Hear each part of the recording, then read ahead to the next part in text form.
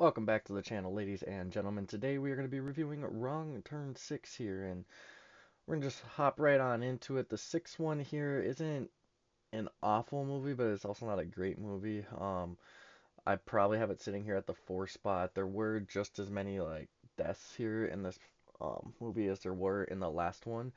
I just think the way some of it played out was just a little weird, a little offsetting. We see a family member actually pull up to a mansion or dash hotel or whatever they consider themselves, and basically he's meant to take it on over, meant to meet his family and continue the bloodline. Well, the bloodline obviously insists on incest, so essentially he'd be giving his cousin, I think, a kid. If I'm not mistaken, she was a cousin, but throughout the movie, we just kind of see these three different families of inbred people come together in a little village outside of this apartment or hotel or whatever it's considered here, essentially to continue the bloodline. We see, the core three with Three Finger and Sawtooth, Two Eye, all that fun stuff, or One Eye, I should say, come together with this other group of just, mutated people, inbred people.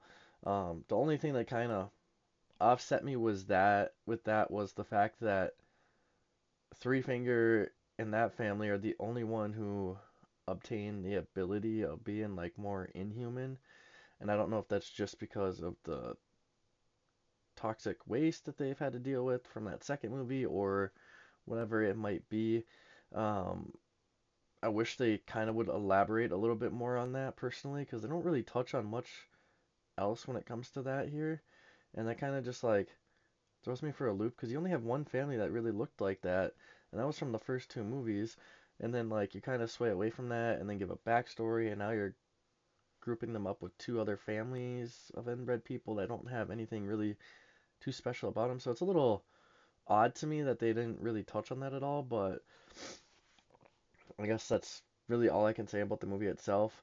I will let this sit above the fourth movie. Again, the acting in the fourth movie was just awful in my opinion, so um, I'm gonna put it there. So that's in the four spot behind the fifth movie, but not a bad movie, not a great one. I think there's a lot of points that they could touch on a little bit better, but um, yeah, I recommend watching the franchise if you're into like more of a gory type franchise. And aside from that, I appreciate you guys for stopping on by, and we'll see you in the next one. I'm gonna be starting probably the Hatchet movies after this, so we'll see you guys then.